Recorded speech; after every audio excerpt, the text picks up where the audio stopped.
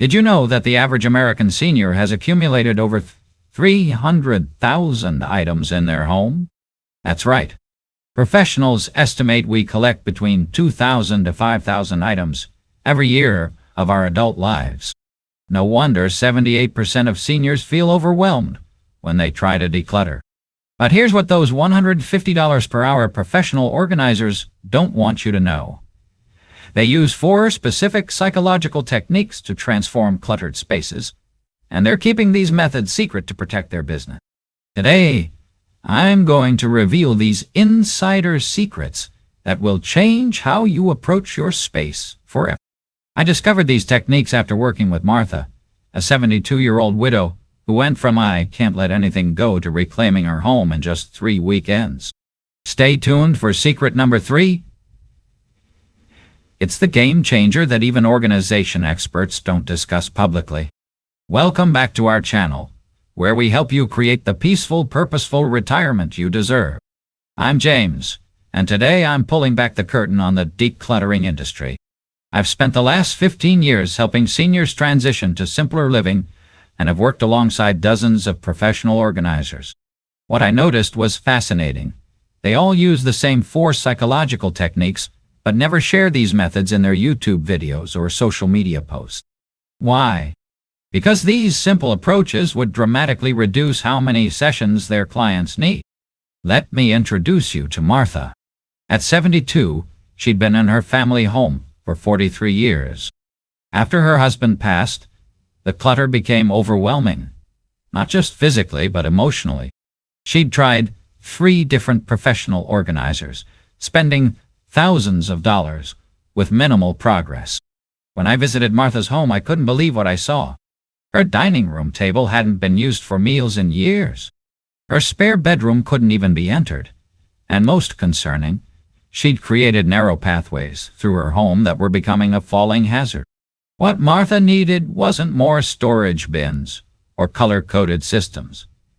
She needed these 4 psychological shifts that transform how seniors approach their belonging. After implementing these strategies, Martha cleared over 60% of her home in just 3 weekends without the emotional distress she'd experienced before. Today, I'm going to show you exactly how she did it and how you can too. Before we dive in, tell me in the comments, what's the one area in your home that causes you the most stress when you look at it? I read every comment and would love to offer some personalized advice. Now, let's uncover secret number 1, the technique that changed everything for Martha. The first decluttering secret professional organizers won't share is what I call the future self method. Here's why this is so powerful for seniors. When we reach our 60s, 70s, and beyond, we've spent decades making decisions based on our past. We keep things because of what they meant to us before, not what they'll mean to us going forward. Professional organizers know this. But instead of addressing it directly, they focus on organizing what you already have, which often means you need to buy more storage solutions and book more sessions. Martha's breakthrough came when I asked her a simple question. Who do you want to be for the next 10 years of your life? This shifted her entire perspective. Instead of asking, should I keep this? Which keeps you focused on the past, Martha started asking, does this belong in my future? Here's how to implement this strategy in your own home. Create a clear written vision of how you want to live for your next chapter. Martha's vision included hosting small dinner parties, having her grandchildren over for sleepovers, and pursuing her long-delayed interest in watercolor painting. Now, when evaluating items, don't ask if they spark joy or if you might need them someday. Instead, ask, does this support the person I want to be? For Martha, this meant keeping her quality cookware for hosting dinner parties, but letting go of the 12 serving platters she had collected over decades. It meant transforming her spare room into a combination guest room and art studio instead of a storage unit for items from her past. The reason professionals don't share this approach? It works too well. Many of Martha's items didn't require organizing at all. They required removing because they simply didn't belong in her future. What vision do you have for your next chapter? How might your home better support that vision? Share one aspect in the comments below. You might inspire someone else. But the future self method is just the foundation. The second secret is where the real transformation begins to happen. The second secret professional organizers won't tell you is what I call the legacy timeline technique. Here's the uncomfortable truth. 65% of adult children don't want their parents' possessions. This statistic shocks most seniors I work with. You've been keeping treasured collections, family heirlooms, and sentimental items with the assumption that your children or grandchildren will want them someday. Professional organizers know this reality but rarely address it head-on because it can be emotionally difficult. Instead, they suggest boxing things up for later decision-making, which often means more storage solutions and more session. Martha was devastated when I shared this statistic with her. She'd been keeping her mother's china, her children's school projects, and dozens of family photo albums, all assuming her daughters would cherish these items someday. The legacy timeline technique changed everything. Instead of guessing what future generations might want, Martha did something revolutionary. She asked them directly. Here's how to implement this strategy.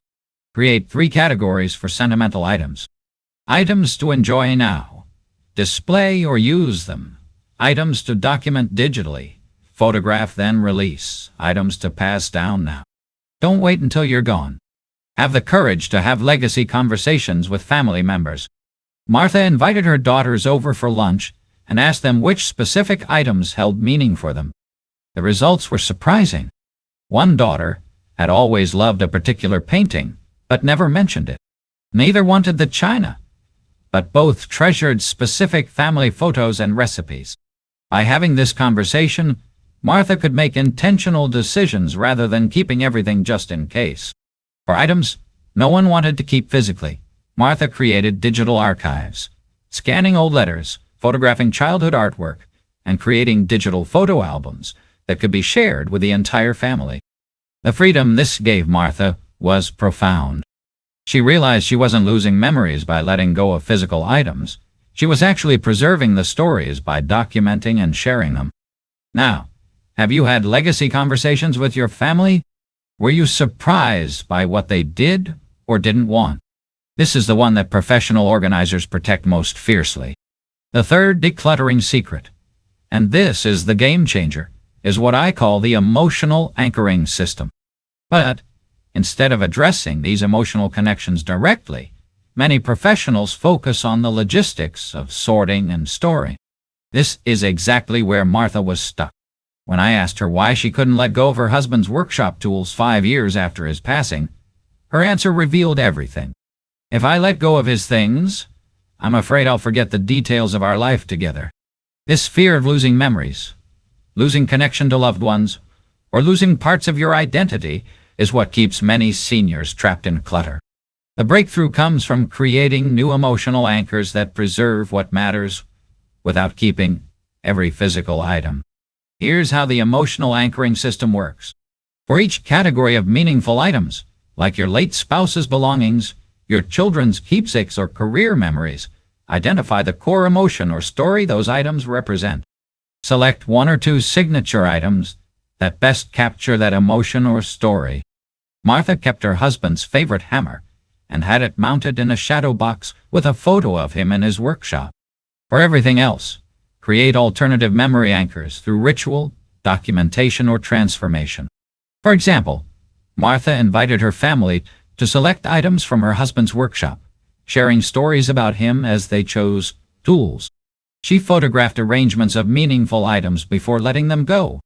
She had a quilt made from her husband's favorite shirts, creating a new treasure that took up less space but preserved the memories.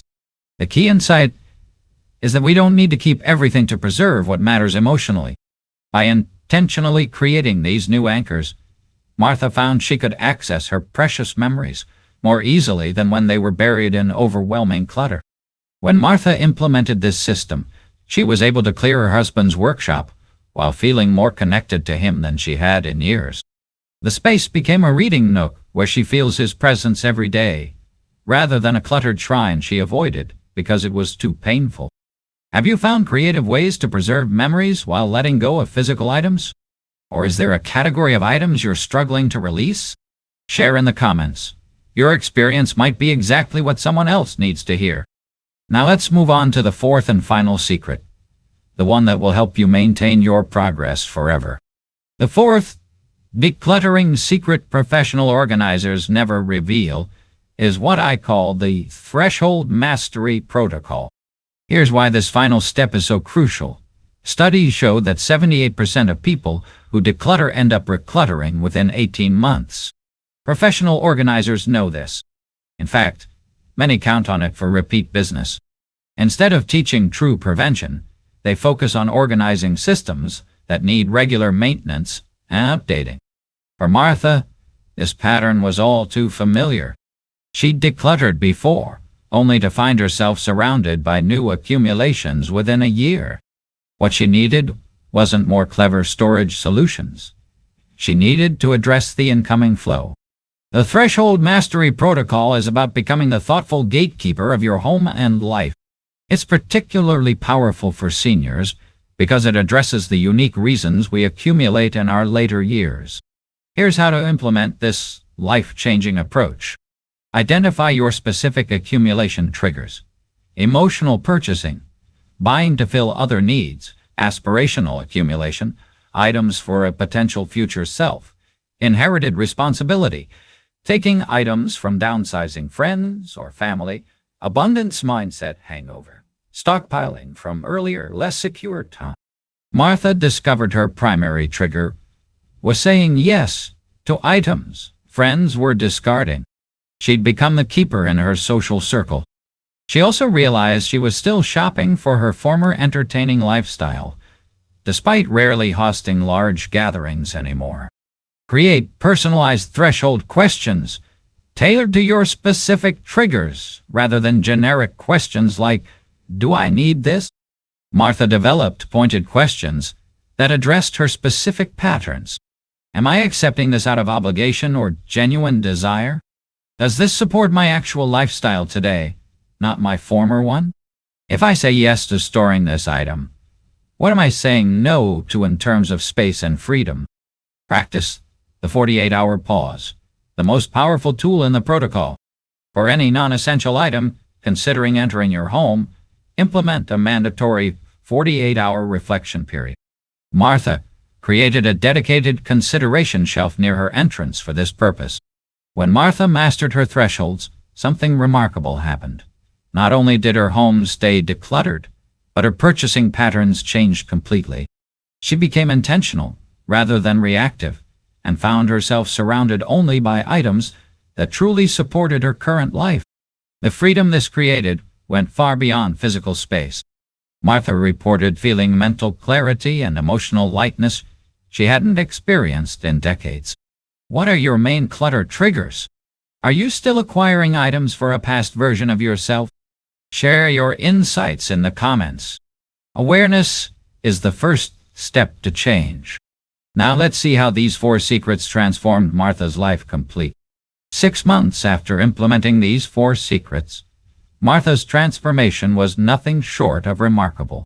Her home, once filled with narrow pathways and inaccessible rooms, is now open and welcoming. She hosts weekly watercolor sessions with friends in her former spare room, now a beautiful studio with natural light streaming in through windows that were once blocked by boxes. The dining room table that hadn't seen a family meal in years now regularly hosts her grandchildren for Sunday dinners. She reports that these gatherings are more meaningful because the conversations aren't overshadowed by surrounding clutter. Most importantly, Martha's relationship with her possessions has fundamentally changed. I used to think letting go meant losing my past, she told me recently, but now I understand that curating my belongings actually helps me honor what matters most. She no longer feels weighed down by maintenance, cleaning, organizing, and the mental burden of excess. Instead, at 73, she's experiencing a renewed sense of possibility. Physically, the transformation has been equally significant.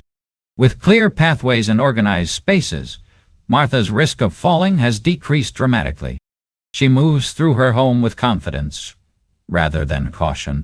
The professional organizers she'd hired previously were astonished when they saw photos of her transformed space. "You accomplished more in 3 weekends than we did in 6 months," one admitted. That's the power of addressing the psychology behind the clutter, rather than just the clutter itself. It's not about better storage containers or organizing systems. It's about better decision-making processes that align your space with who you are now and who you want to be in your next chapter. If Martha's story resonated with you, I want you to know that this transformation is absolutely possible in your home too. These 4 secrets, the future self method, the legacy timeline technique, the emotional anchoring system, and the threshold mastery protocol, can change not just your space, but your entire relationship with your possessions. If this video helped you see your clutter situation differently, please hit that like button and share it with someone who might benefit from these insights. Until next time, remember, your home should serve the life you want today, not the life you live.